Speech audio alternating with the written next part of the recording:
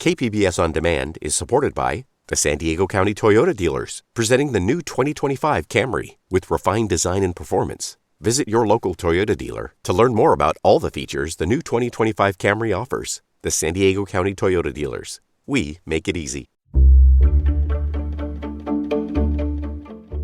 Good morning. I'm Tebby Cruz. It's Thursday, February 9th. How a South Bay college is creating a new way of policing. More on that next. But first, let's do the headlines. For the first time, the Mexican government is saying it won't support the Remain in Mexico program. The controversial Trump-era program forces asylum seekers to live in Mexico while their cases are decided. However, the program only works if Mexico agrees to accept migrants from other countries. Pedro Rios is an immigrant rights activist. Mexico doesn't necessarily have to accept someone who is not a Mexican national. So in many ways, the authority for programs such as Remain in Mexico, for Title 42, move forward under the authority of the Mexican government.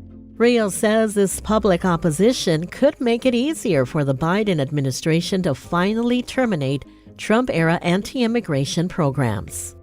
County supervisors want 18 to 24-year-olds to be able to ride public transit for free.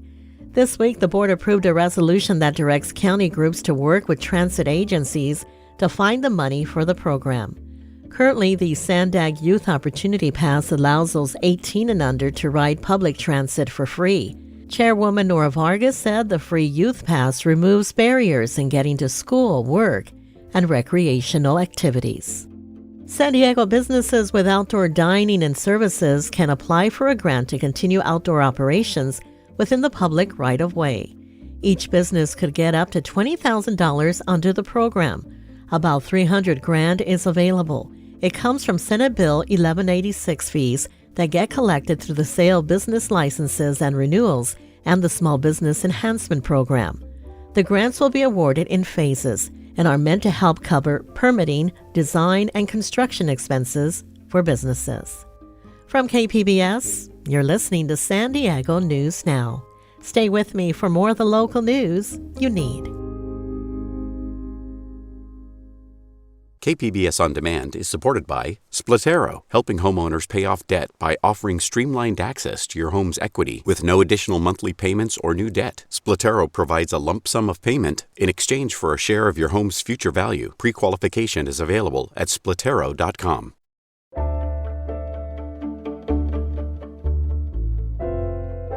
The ongoing case in the police beating death of Tyre Nichols once again focuses on the use of deadly force by officers. KPBS education reporter M.G. Perez says police at one South Bay college are working to create a community for change. Get the gun out, just in case, worst case scenario. Officer David Felix is talking about the department-issued AR-15 rifle he carries in his car on patrol across Southwestern College's Chula Vista campus. He also carries a taser, a baton, and a Glock 22 pistol. But his most effective tool is communication. I get out, I say hi to people, approach a couple students if they have questions. And they do have questions, ranging from how do I become a police officer to I got involved in this situation, how can I help myself from getting into further trouble. 31 John 242 to cover on a 415 neighbor. Felix is one of the 9 sworn officers on the Southwestern College Police Force. He has also served in the Los Angeles Police Department. And he has seen the video of Memphis police beating Tyre Nichols. That was aggressive style of policing. And if you do that here, you better have a pretty good reason why you're acting and saying a few things like they did in the video. It hurts me because I love my profession. I believe in the profession. Marco Barreño is Southwestern's chief safety officer.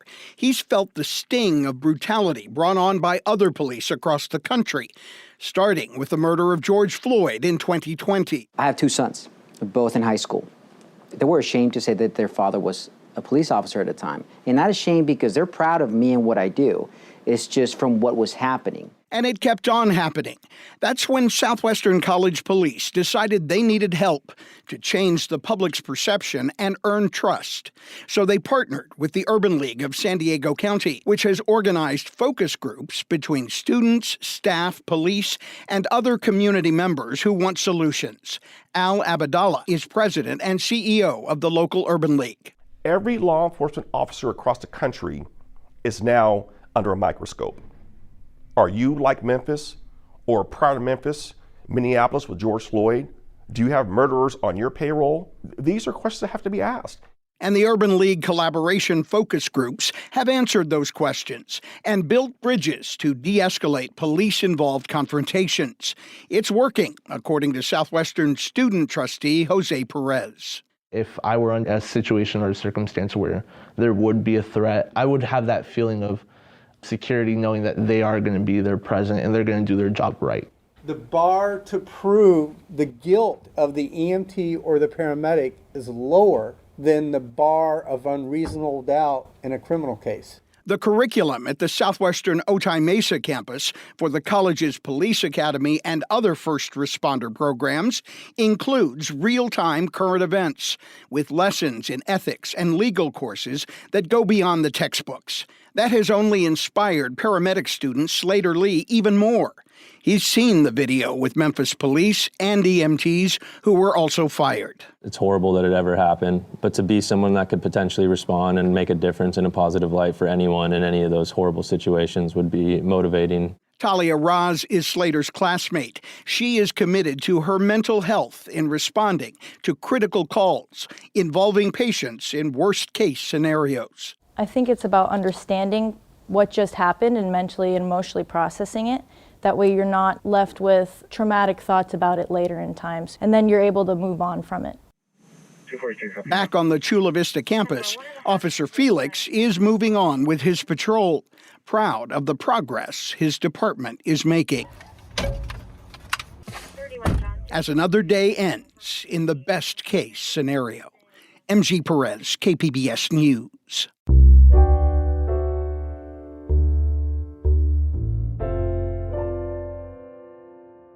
On Monday, a 7.8 magnitude earthquake struck southern Turkey and northern Syria.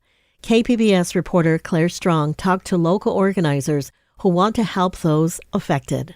We are having the youth group to come and help sort out the donations, and also for the younger kids to make cards of encouragement, of prayer for the people and the victims affected back in Turkey and Syria.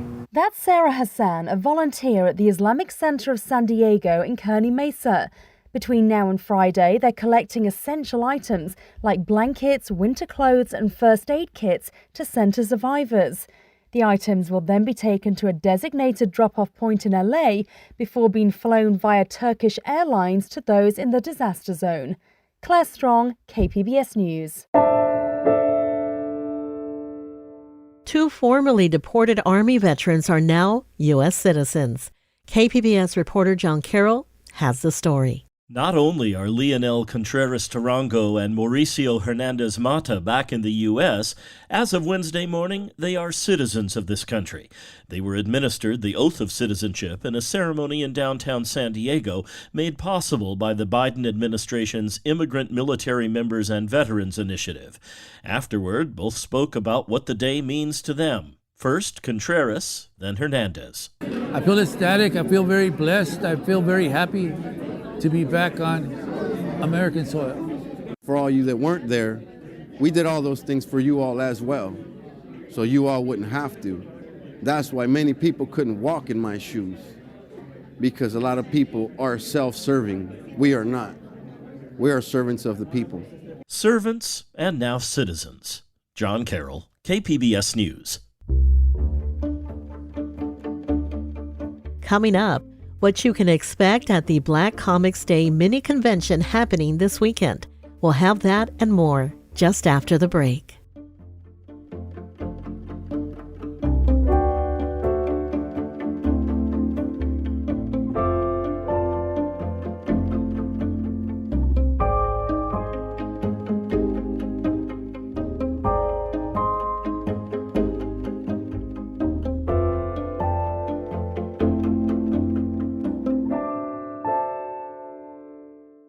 KPBS On Demand is supported by Markel Design and Remodeling, helping homeowners with their home remodeling needs. From ADUs to kitchen remodels, room additions, and custom homes, Markel Design and Remodeling can help homeowners design and build their dream homes. More at trustyourhometous.com.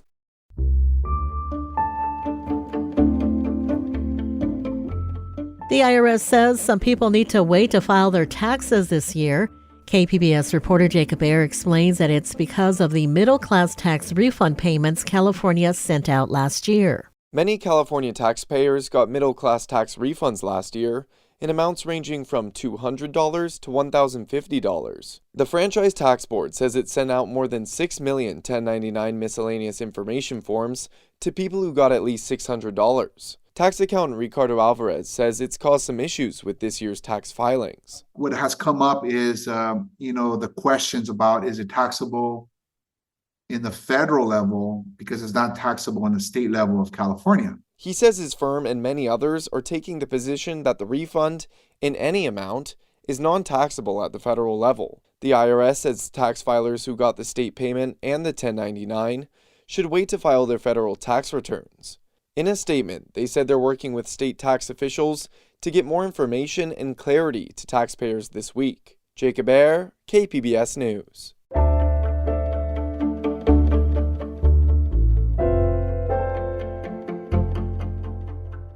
Black Comix Day returns to the World Beat Cultural Center this weekend for its 5th year. The free mini convention celebrates Black creators and artists from Marvel and DC, as well as Black-owned independent companies. KPBS arts reporter Beth Accomando spoke with the event's founder, Keithan Jones, who is also the creator of the Power Nights comic. Keithan, you are about to hold the 5th Black Comix Day, so how do you feel right now? I feel excited. 5 years is wow. I mean, when I first started out on this, I didn't expect it. Well, I was hoping it would go this far, but you never know. So here we are, 5th year. And remind people what inspired you to start this. I was originally asked by my mother if I would do something for the Malcolm X Library, which was the original location.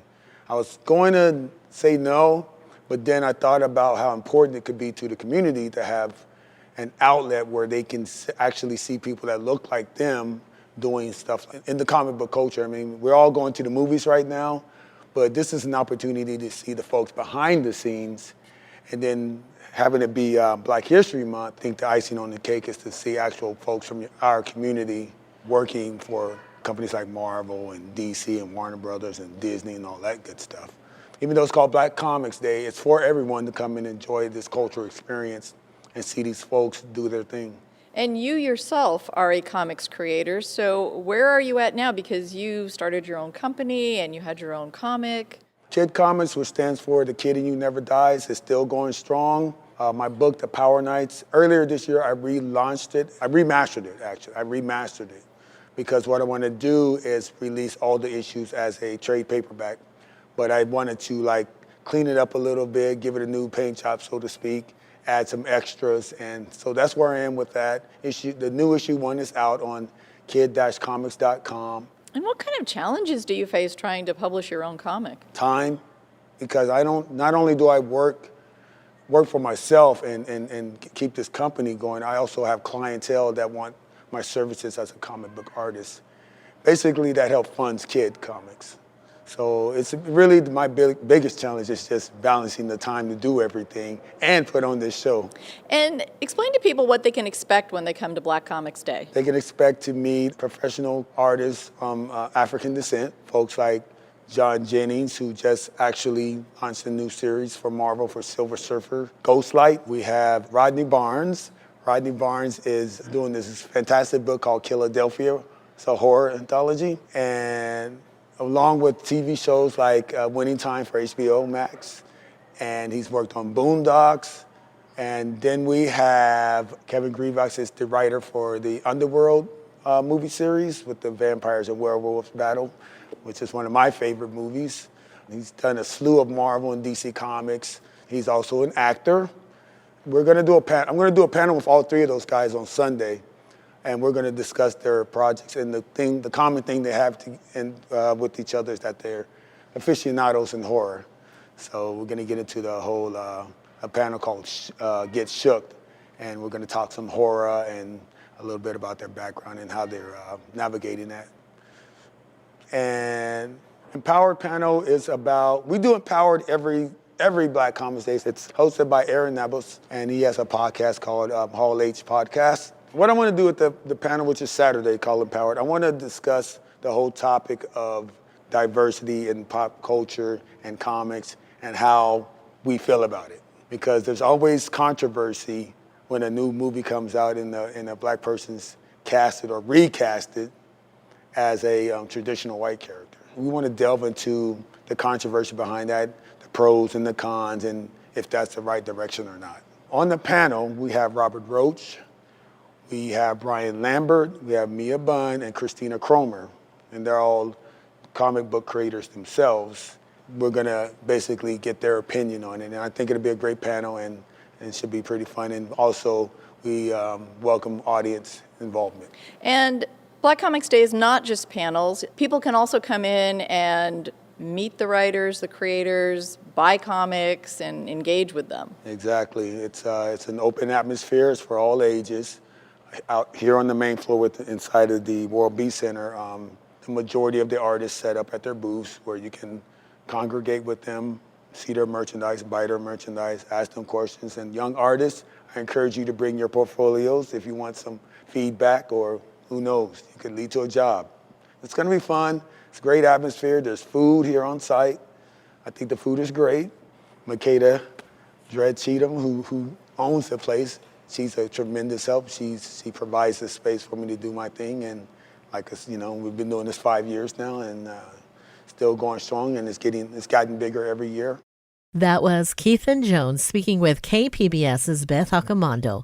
Black Comix Day is happening this Saturday and Sunday at the World Beat Cultural Center in Balboa Park. That's it for the podcast today. As always, you can find more San Diego news online at kpbs.org. I'm Debbie Cruz. Thanks for listening, and have a great Thursday.